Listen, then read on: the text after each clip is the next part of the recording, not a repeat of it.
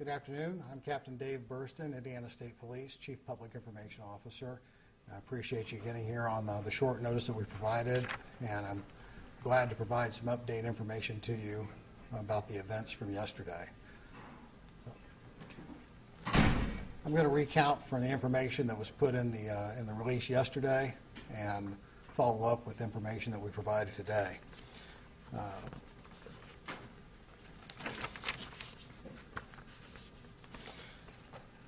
Today our investigation has continued. Excuse me. And I can confirm the Marion County, I'm sorry, I'm off a little bit, and I will start over. I want to recount the events from yesterday, September 10th. I'll speak to the updated information that was put out earlier today. It was just before 3 o'clock yesterday in the 6600 block near West 46th Street at Eagle Point apartment complex that state police officers were involved in an investigation that had just barely started within the last 48 hours from yesterday. At the time that investigation started, we did not know the true identity of the person that was shot and killed yesterday. During the course of our investigation, we made contact with this person, an undercover officer, wearing a state police vest that said police on it. As he approached the suspect, that person displayed a gun and then ran. There was a foot pursuit as the officer that was pursuing yelled out to other officers that the suspect had a gun. As that person fled, he was reported to be pointing the handgun at other officers, and the chase continued into a back area where you're all familiar with, where the fence was located. The suspect went over the fence. Our trooper also went over the fence, and then shots were fired. The result of that, our officer was shot in the left index finger, suffering a wound there, and also the suspect was also shot, and he is reported deceased at the scene. Now, today, September 11th, our investigation is continued, and I can confirm, as already released by the Marion County Coroner's Office, the name of the deceased person is Brandon Jermaine Foy, F-O-Y, 29 years of age, from Indianapolis. I can also confirm for you that at the time of Foy's death, there were 2 active felony warrants. One warrant was for a B felony count of criminal confinement with a deadly weapon, and the second warrant was for 2 C felony warrants for 2 counts of battery with a deadly weapon. Both of these were issued out of Marion County. As I mentioned before, yesterday we did not know Foy's true identity.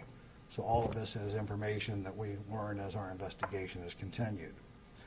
Also today, an autopsy was completed on Mr. Foy, and the cause of his death was released as being gunshot wounds.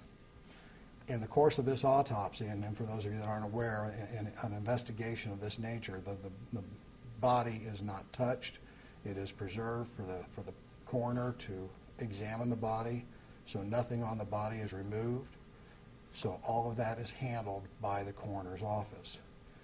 In the course of that autopsy, inside the pant pocket of Foy, a .44 caliber revolver was located. So this was a second weapon beside the first weapon that was recovered yesterday, which was a .45 caliber semi-automatic pistol. So we've determined that he was armed with 2 loaded weapons. We're also releasing the name of our trooper that was involved in the shooting. Trooper Michael Wright, W-R-I-G-H-T. He's a member of the state police since May of 2014, assigned to the Indianapolis Post. He was released from Methodist Hospital yesterday afternoon. He is going to be undergoing surgery sometime in the near future to repair the injury to his hand. During this initial portion of his recovery, he will be off duty because of his injuries. We expect over time, as he continues to heal, he'll be able to return to duty in a limited capacity doing administrative functions, and at some time in the future that we can't predict, he should make a full recovery and be able to resume routine patrol. I think all of you would expect and would demand that any police action investigation is thoroughly investigated. And thorough, complete investigations take time.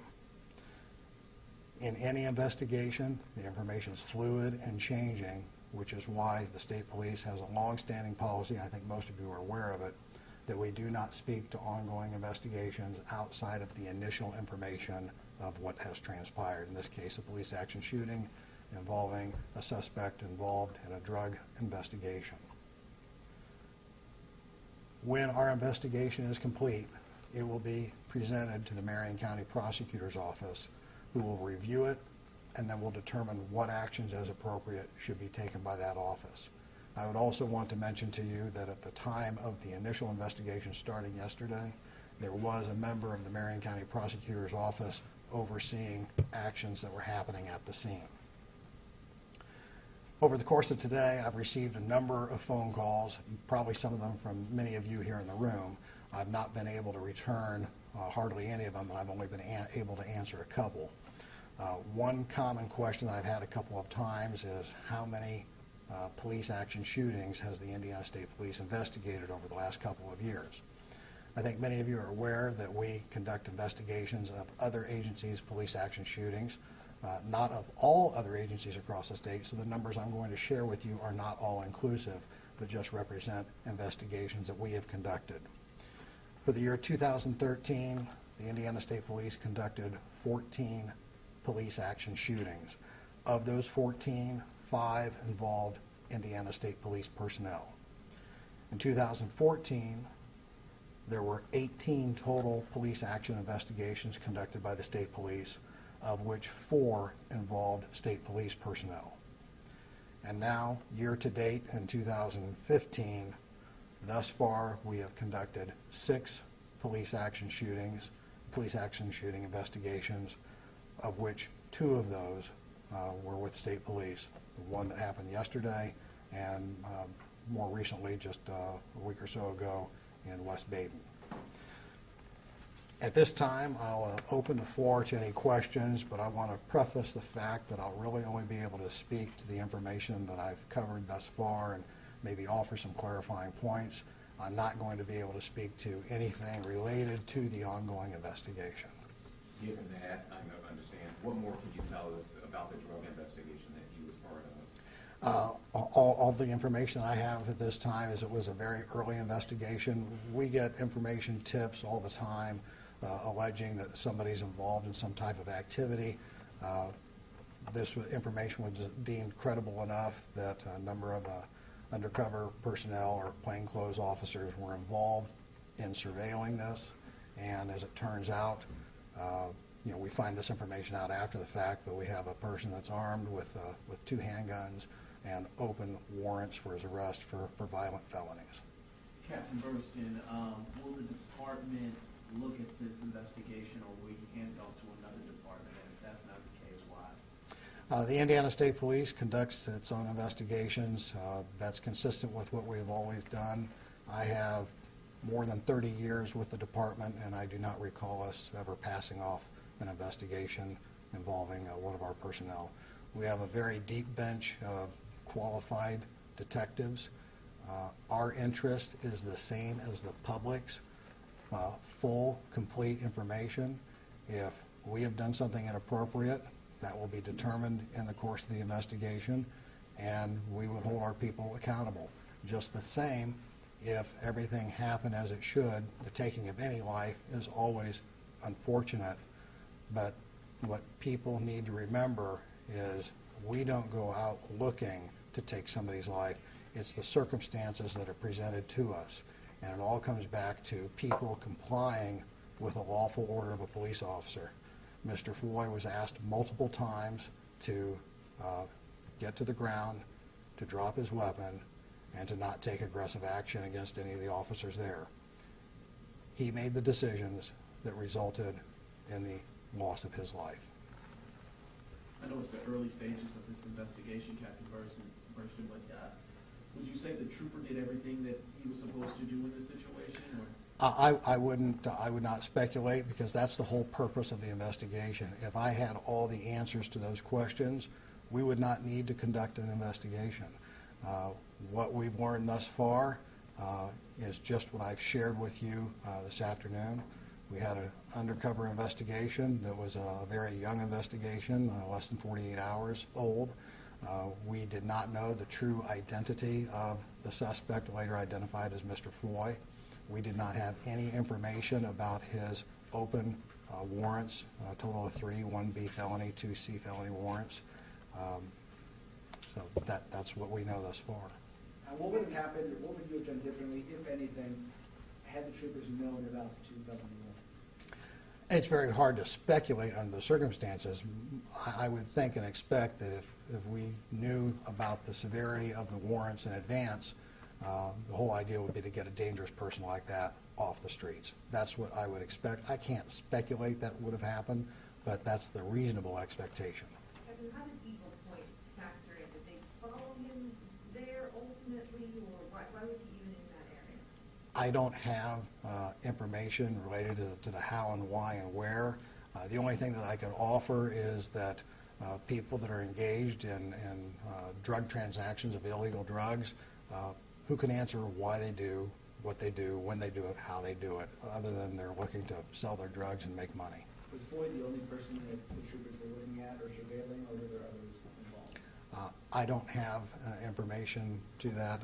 I don't know the answer to that question. And then to clarify, are you able to say, do you believe that Foy shot at the trooper and that is what caused the injury to his left hand, just to make sure? That's the whole purpose of our investigation, to try and determine beyond doubt what transpired, and I can't answer that question at this time. Captain, to clarify, yesterday, it looked like at the scene that the fence that troopers went over were into somebody's backyard, not on the Eagle Point property.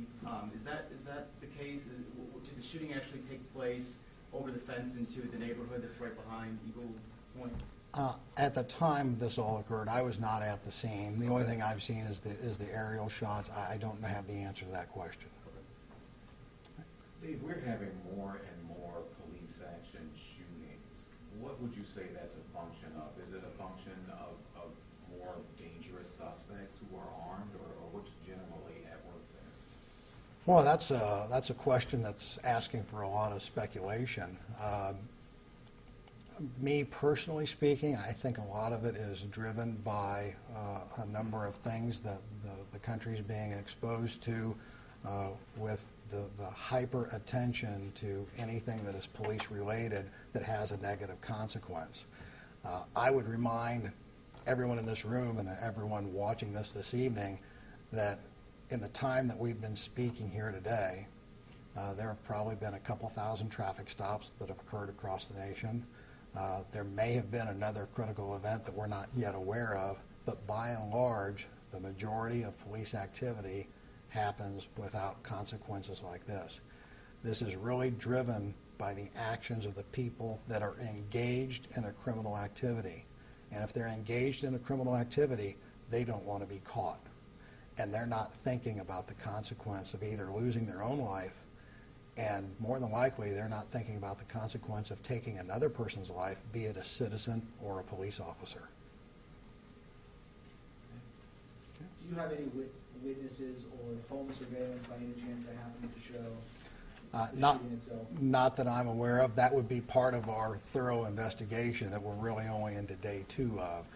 So there's lots of people to talk to. I know a lot of you in the media have spoken to some people, and we are speaking to some of the same people you have talked to, and we hope to find and speak with others that can help us advance the investigation and get the full, complete picture of what transpired. Anything else? Okay. All right. Thank you for your time, and I appreciate everybody coming out on short notice. Thanks, Captain.